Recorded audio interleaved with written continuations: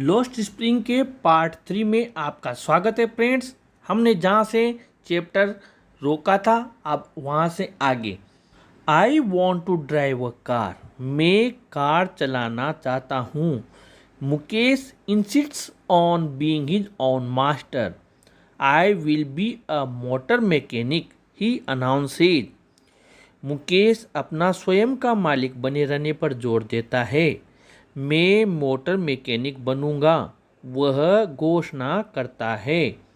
Do you know anything about cars? I ask. क्या तुम कारों के बारे में कुछ जानते हो? मैंने उससे पूछा। I will learn to drive a car. मैं कार चलाना सीख लूँगा, ही आंसर्स। वो जवाब देता है, looking straight into my eyes. सीधा मेरी आंखों में देखकर। His dream looms like a mirage amidst the dust of streets that fill his town Firozabad, famous for its bangles.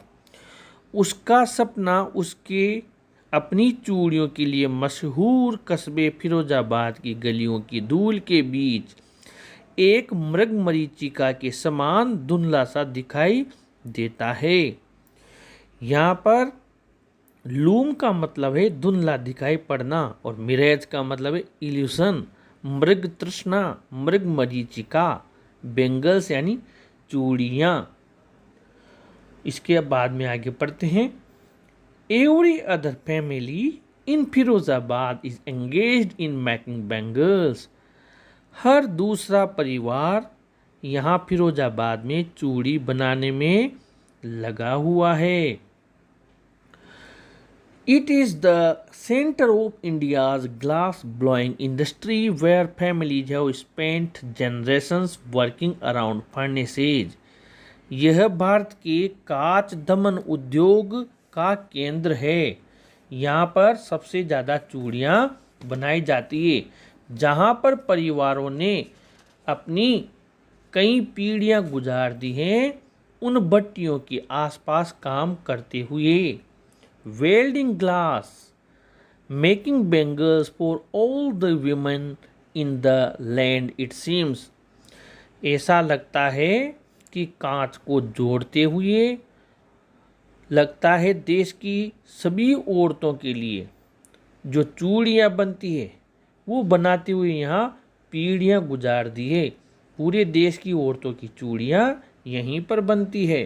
Mukesh family is among them. None of them know that it is illegal for children like him to work in the glass furnaces with high temperatures in dingy cells without air and light. Mukesh का परिवार उन्हीं में से एक है। उनमें से कोई भी यह नहीं जानता है कि उस जैसे बच्चों का बिना हवा व प्रकाश वाली अंधेरी गंदी कोठरियों में ऊंचे तापमान वाली कांच की भट्टियों पर काम करना गैर कानूनी है। That the law if enforced could get him and all those 20,000 children out of the hot furnaces where they slog their daylight hours, often losing the brightness of their eyes.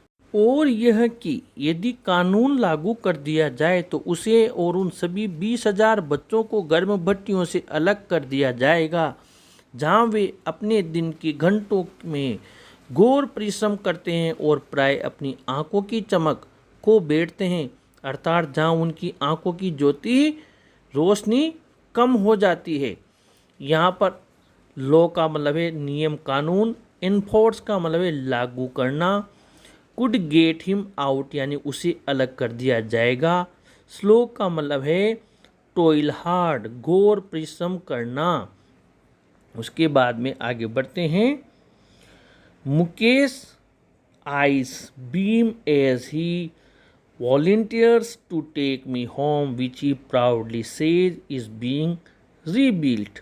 Mukesh की आंखों में चमक आ जाती है जब वो वॉलेंटियर्स यानी कि आगे से होकर पेशकश करता है मुझे उसके घर ले जाने की, जिसके बारे में वो बड़े गर्व से कहता है कि उसका घर फिर से बनाया जा रहा है। We walked down stinking lanes chalked with garbage, past homes that remain hovels with crumbling walls, wobbly doors, no windows, crowded with families of humans and animals coexisting in a primal state। जब हम उसके घर जाते हैं तो उसके घर जाते समय हम कूड़े से अवरुद्ध बदबूदार गलियों से गुजरते हैं। ऐसे गंदे घरों के करीब से हम गुजरते हैं जो टूटी दीवारों, डगमगाते दरवाज़ों और बिना खिड़कियों की गंदी झोंपड़ियां हैं, और जिनमें मनुष्य और जानवरों के परिवार आदिम युग की भांति साथ साथ रह रहे हैं। यहाँ पर स्टिंकिंग यानी बदबूदार, लेन यानी गली, चॉक्ड अवरुद्ध रुकी हुई, हॉवेल का मतलब बहुत गंदा घर, झोंपड़ी, क्रमलिंग का मतलब है यहाँ पर टूटी फूटी, ओबली का मतलब है डगमगाते हुए, क्राउडेड विद का मतलब है फुल भरे हुए, को एग्जिस्टिंग का मतलब है साथ साथ रहते हुए, और प्राइमल का मतलब है प्रारंभिक आदिम, स्टेट यानी अवस्था। He stops at the door of one such house, bangs a wobbly iron door with his foot and pushes it open। वह ऐसे ही बने हुए घर के एक दरवाजे पर रुकता है और वो जो ओबली आयरन डोर था, ओबली का मैंने आपको पहले भी अर्थ बताया है, हिलने डुलने वाला लोहे का दरवाज़ा, उसको जोर से बैंग्स करता है। बैंग का मतलब धक्का मारना, जोर से धक्का मारता है। विद हिज फुट, उसके पैर से लात मारता है और उसे खोल देता है। We enter a half built shack, हम आधे बने हुए झोपड़े में प्रवेश करते हैं। In one part of it thatched with dead grass is a firewood stove over which sits a large vessel of sizzling spinach leaves। झोंपड़ी में ऐसे में प्रवेश करते हैं, उसके सूखी घास के छप्पर वाले यानी सूखी घास से ढके हुए एक हिस्से में एक चूल्हा है, जिस पर एक बड़ा वेसल यानी बर्तन रखा हुआ है, जिसमें स्पिनच लीव्स, पालक की पत्तियां क्या कर रही है, सिजलिंग कर रही है, यानी कि खदकने की आवाज, उबलने की आवाज आ रही है, पालक उनमें उबल रहा है। On the ground in large aluminum platters are more chopped vegetables। और जमीन पर एल्यूमिनियम की प्लेटों में कटी हुई सब्जियां और रखी हुई हैं। A frail young woman is cooking the evening meal for the whole family। एक कमजोर जवान महिला शाम का भोजन पका रही है पूरे परिवार के लिए। Through eyes field with smoke she smiles, उसकी आंखों में धुआं भरा हुआ है, फिर भी वो मुस्कुराती है। She is the wife of Mukesh elder brother, वो मुकेश के बड़े भाई की पत्नी है। Not much older in year she begin to command respect as the bahu, ज़्यादा उम्र उसकी नहीं है लेकिन उसे बहू का, the daughter in law of the house का कमांड मिल गया है, का पद मिल गया है। Already in charge of 3 men, her husband Mukesh and their father, 3 व्यक्तियों पर वो इंचार्ज है, उसका पति मुकेश और उनके पिता। When the older man enters, she gently withdraws behind the broken wall and brings her well closer to her face। जब बूढ़ा आदमी कोई प्रवेश करता है तो धीरे से टूटी दीवार के पीछे चली जाती है और अपना घूंघट अपने चेहरे पर सरका लेती है। As custom demands daughter in law must wear their faces before male elders, जैसा कि वहाँ पर रिवाज है, परंपरा है कि पुत्र वधुओं को बुजुर्ग पुरुषों के सामने अपने चेहरे पर घूंघट डाल लेना चाहिए। In this case the elder is an impoverished bangle maker. इस मामले में जो बुजुर्ग होता है वो अत्यंत निर्धन चूड़ी बनाने वाला व्यक्ति होता है। इम्पोरिस्ट का मतलब होता है अति निर्धन। Despite long years of hard labor, first as a tailor, then a bangle maker, he has failed to renovate a house.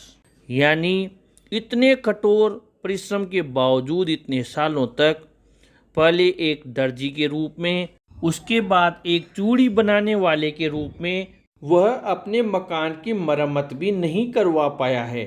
Send his 2 sons to school, और उसके दोनों बच्चों को स्कूल भी नहीं भेज पाया है।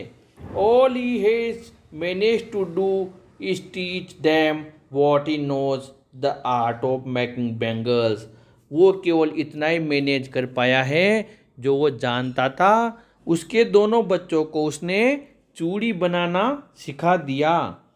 इट इज हिज कर्म, his destiny, says Mukesh grand mother, who has watched her own husband go blind with the dust from polishing the glass of bangles. ये तो इनका कर्म है, इनका डेस्टिनी, इनका भाग्य है। मुकेश की दादी अम्मा कहती है, जिसने उसके अपने पति को उसकी आंखों के सामने जो चूड़ियों के कांच की जो पॉलिश करने से जो डस्ट धूल उड़ती है उस वजह से अंधा होते हुए देखा है। वो कहती है, can a God given lineage ever be broken? क्या ईश्वर द्वारा प्रदत्त वंश परंपरा जो प्रथा है उसको कभी तोड़ा जा सकता है क्या? शी इम्प्लाइज, वह कहती है, born in the caste of bangle makers, they have seen nothing but bangles in the house, in the yard, in every other house, every other yard, every street in Firozabad. चूड़ी बनाने वालों की जाति में पैदा होकर उन्होंने चूड़ियों के अलावा और कुछ नहीं देखा है। घर में, आंगन में, हर दूसरे घर में, हर दूसरे आंगन में, फिरोजाबाद की हर गली में। Spirals of bangles, Sunny gold, paddy green, royal blue, pink, purple, every color born out of the 7 colors of the rainbow, lie in mounds in unkempt yards, are piled on four-wheeled hand carts pushed by young men along the narrow lanes of the shanty town. Firozabad की हर गली में मालाओं के रूप में चूड़ियों के गुच्छे या बंडल, धूप से सुनहरे, धान जैसे हरे, यहाँ पर धूप जैसे सुनहरे सनी गोल्ड का मतलब है, पैडी ग्रीन यानी धान जैसे हरे, माउंड्स हीप्स ढेर, अनकेम्प्ट का मतलब है अस्त व्यस्त, पाइल्ड ढेर लगे हुए हैं, हैंड कार्ट हाथ से खींची जाने वाली गाड़ी, सेंटी का मतलब है झोपड़ी।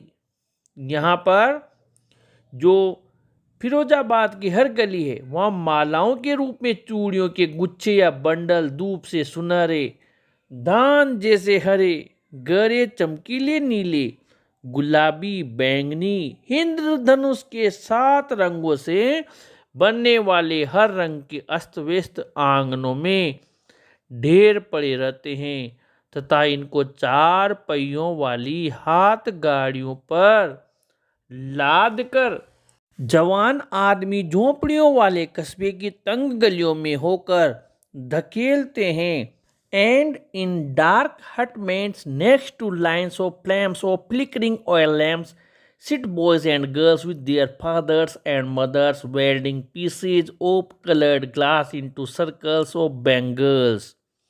और अंधेरी झोपड़पट्टियों में टिमटिमाते तेल के दीपकों की लो की पंक्तियों के आगे लड़के और लड़कियां अपने माता पिता के साथ रंगीन कांच के टुकड़ों को, चूड़ियों को गोलाकार घेरे में जोड़ते हुए बैठे रहते हैं। यहाँ पर फ्लेम्स का मतलब है ज्वालाएं, छोटी लो। वेल्डिंग जोड़ना, फ्लिकरिंग यानी टिमटिमाती हुई। जो दिए की लो है वो टिमटिमा रही है। Their eyes are more adjusted to the dark than to the light outside. उनकी आंखें बाहर की रोशनी से की अपेक्षा जो अंधेरे में है उसमें ज़्यादा एडजस्टेड हो गई है, ज़्यादा समायोजित हो गई है। This is why they often end up losing their eyesight before they become adults। यही कारण है कि प्रौढ़ होने से पहले ही वे अपनी आंखों की रोशनी को खो देते हैं। Savita, a young girl in a pink dress, sits alongside an elderly woman soldering pieces of glass। एक छोटी लड़की सविता नीरस गुलाबी पोशाक पहने एक बूढ़ी औरत के पास बैठकर कांच के टुकड़ों को जोड़ रही है। ड्रेब का मतलब है डल, फीका। अलोंग साइड यानी बगल में। शोल्डर यानी जोड़ना। वो कांच के उन टुकड़ों को जोड़ रही है। As her hands move mechanically like the tongues of a machine। I wonder if she knows the sanctity of the bangles she helps make। जब वो चूड़ियां बना रही है तब उसके हाथ किसी मशीन के टोंग्स यानी चिमटे के समान मैकेनिकली यंत्रों चलते हैं। तो मैं सोचती हूँ कि क्या वह उन चूड़ियों की सैंक्टिटी यानी पवित्रता को भी जानती है जिन्हें बनाने में वह मदद कर रही है। It symbolises an Indian woman सुहाग, ऑस्पिशियसनेस इन मैरिज। ये चूड़ियाँ भारतीय स्त्री के सुहाग की प्रतीक है, अर्थात ये चूड़ियाँ वैवाहिक जीवन की शुभ सूचक है। यहाँ पर ऑस्पिशियसनेस का मतलब है शुभकारी, मंगलकारी, सिंबलाइज प्रतीक होना। It will dawn on her suddenly one day when her head is draped with a red veil, her hands dyed red with henna and red bangles rolled on to her wrist. यह बात उस दिन अचानक उसकी समझ में आ जाएगी जब उसका सिर लाल घूंघट से ढक दिया जाएगा और उसके हाथों में हिना मेहंदी लगा दी जाएगी और लाल चूड़ियाँ उसकी कलाइयों में पहना दी जाएगी। She will then become a bride like the old woman beside her who became one many years ago। वह भी तब एक दुल्हन बन जाएगी उसकी बगल वाली बूढ़ी औरत की तरह जो बहुत वर्ष पहले एक दुल्हन बन गई थी। वो भी एक दुल्हन बनी थी काफी वर्षों पहले। She still has bangles on her wrist but no light in her eyes. उसकी कलाइयों में आज भी चूड़ियां हैं लेकिन आंखों में रोशनी नहीं है। एक वक्त शेर भर खाना भी नहीं खाया। सी सेज, वो कहती है एक वक्त पूरी जिंदगी में एक वक्त शेर भर यानी पेट भर खाना भी नहीं खाया। वह ऐसी बात कहती है। She says in a voice drained of Joy. वो ऐसी आवाज में बात करती है जिसका आनंद समाप्त हो गया है। She has not enjoyed even one full meal in her entire life time, that's what she has raved. उसने पूरे जीवन काल में एक दिन के लिए, एक बार के लिए भी पेट भर खाना नहीं खाया है। यही उसने पूरे जीवन काल में, यही उसे मिला है, यही उसे पाया है, यही उसने पाया है। यहाँ पर एंटायर का मतलब संपूर्ण, रीप का मतलब फसल काटना, पर यहाँ पर इसका अर्थ है यही उसे मिला है। Her husband an old man with the flowing beard says I know nothing accept bangles. लहराती दाढ़ी वाला बूढ़ा उसका पति कहता है मैं चूड़ियों के अलावा कुछ भी नहीं जानता हूँ। All I have done is make a house for the family to live in.